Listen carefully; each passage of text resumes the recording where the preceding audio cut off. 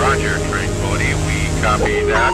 We cannot believe you are on the fucking moon. Repeat, cannot fucking believe it. Over.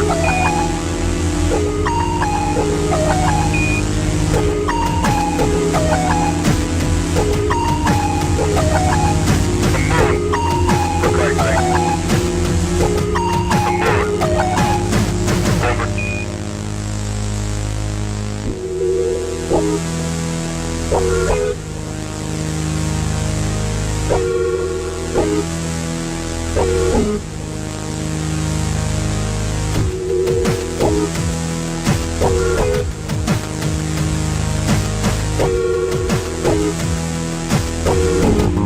Descending the ladder.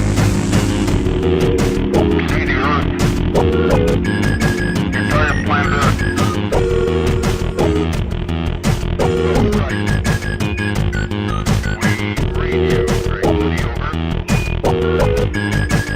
On the bottom rung of the ladder. Just one more step and I'm... Tranquility. Holy living fuck. Are you fucking believing this? Over.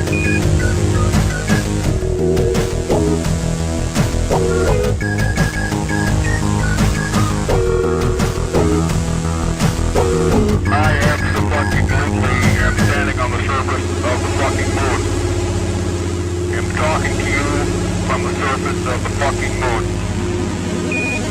Jesus H. Christ in a chicken basket.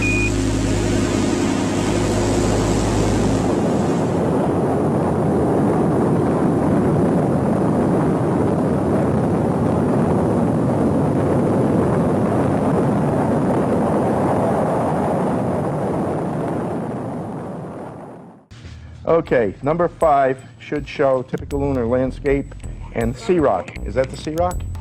And that is a clear letter C on that little rock right there.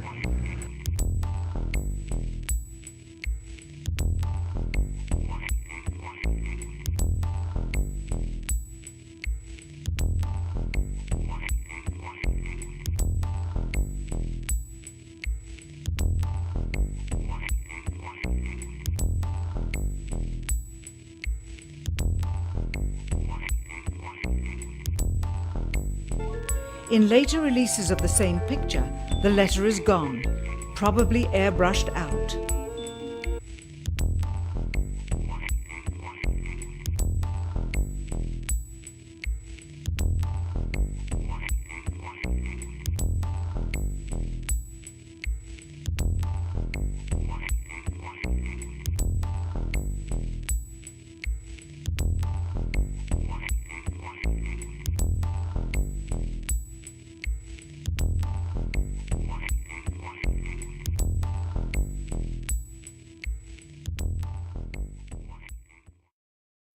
Just an example here of how the pictures are manipulated. You'll notice that this little rock here, just at the bottom here, this little rock here, and this little rock here are identical, which is odd on the moon. You would expect them to be at least slightly different, but they're not.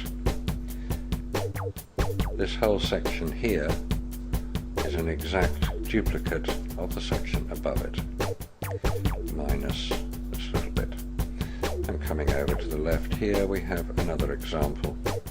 That rock and that rock are identical. Those are identical. That is identical.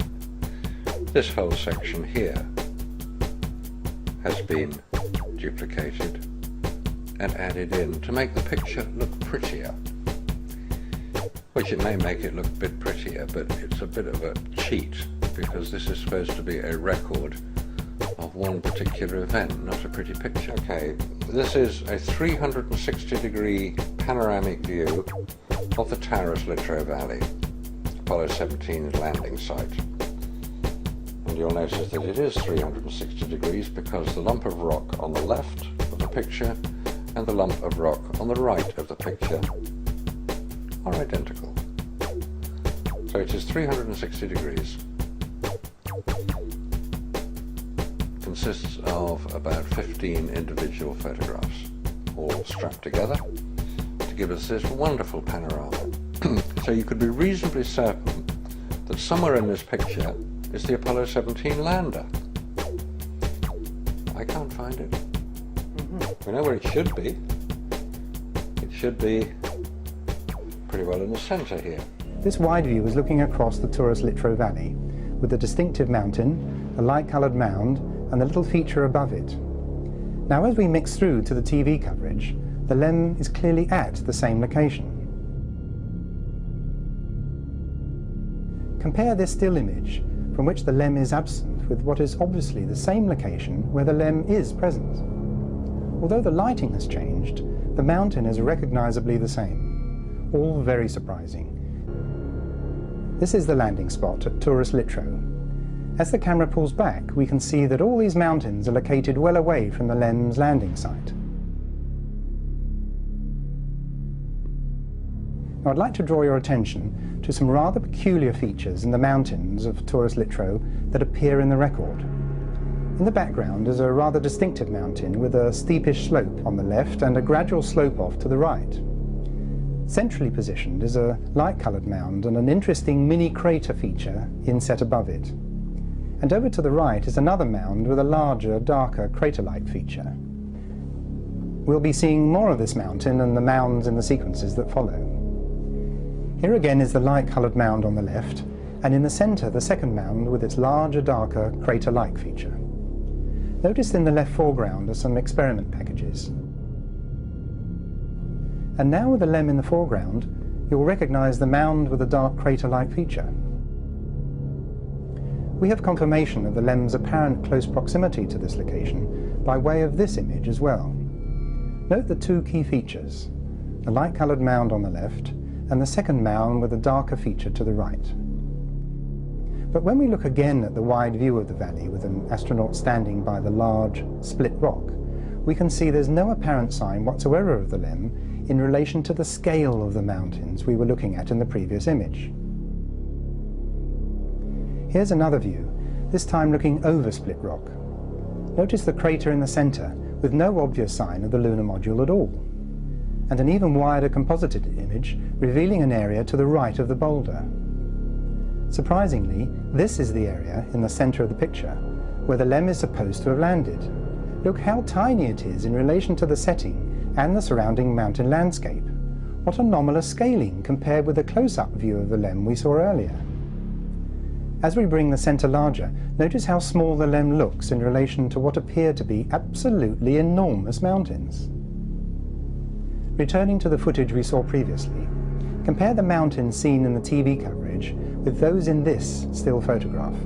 They're virtually identical, yet the LEM is absent from the still image and present in the TV coverage.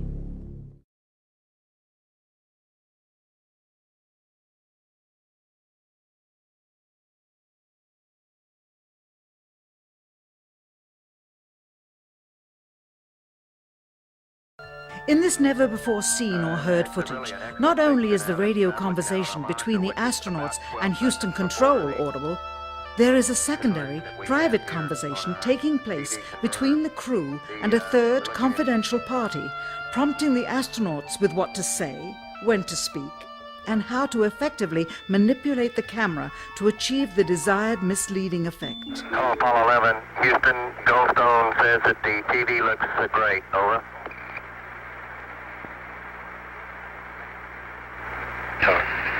Okay, Roger, we're wrapping in on Earth. What they have ingeniously done is placed the camera at the back of the spacecraft and centered the lens on a circular window in the foreground, outside of which it is completely filled with the Earth in low orbit.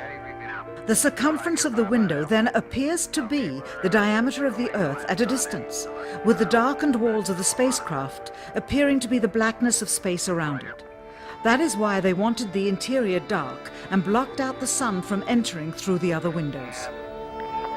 This is a segment that they believed wasn't even being recorded, much less suitable for broadcast, for the lens was being zoomed out and the scene was being changed to that of an interior of the astronauts at work, and apparently the stop button popped back up on the recorder without notice. Here is the diffused work light that they used to see camera controls, but not throw light onto the spacecraft's wall. Here they remove part of the crescent insert.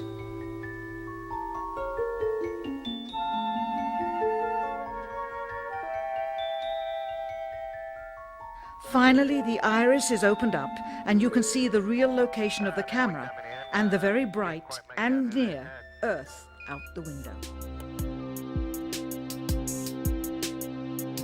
Well, you're talking to the wrong guy. Why don't you talk to the administrator at NASA? We're passengers. We're guys going on a flight. We're not. And this makes you the real famous person that has discovered this and reveals all this stuff. If you show this publicly, you're open for a lawsuit. Okay? You're a coward and a liar and a thief.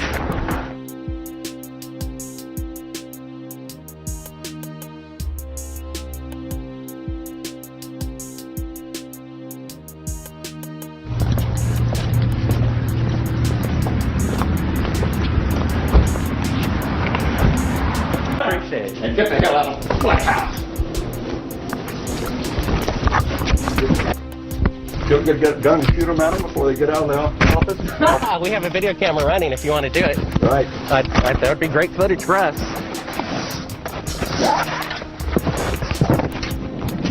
See you later. In court, I hope. You want to call the CIA? Have them whacked. Wanted to give you the opportunity to swear on the Bible that you walked on the moon. Will you put your left hand on the Bible and swear to God that you walked on the moon? Mr. Cyril, knowing you, that's probably a fake Bible. You do not deserve answers. All right, 5 till 2 at 700 WLW. Mike McConnell. Guest again, Mr. Aaron Rainin. Making a documentary film trying to prove we went to the moon. It's not all that easy to do, apparently. What have you uncovered, Aaron? Well, I am trying to prove it. And really, I can't find any hard evidence. But I thought was going to be an easy thing to prove. Suddenly we have... It's not all that provable. It's not that provable. Everything that was happening aboard the Apollo 11 flight was constantly streaming down to antenna sites all over the world.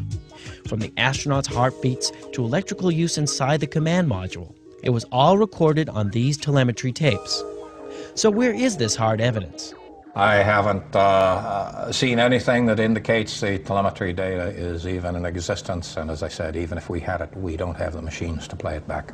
But your own research has shown the telemetry data is missing. That's right. This film you're making now, what is it? This is a film trying to prove that Apollo 11 happened. Does it have a name? I mean, do you have a name for it yet, I think you're calling it Did We Go? Did we go? Okay. We have been unable to track it down. I mean, we don't know where this telemetry data ended up. Could this be true? Mankind's first interplanetary exploration and the original science data is missing?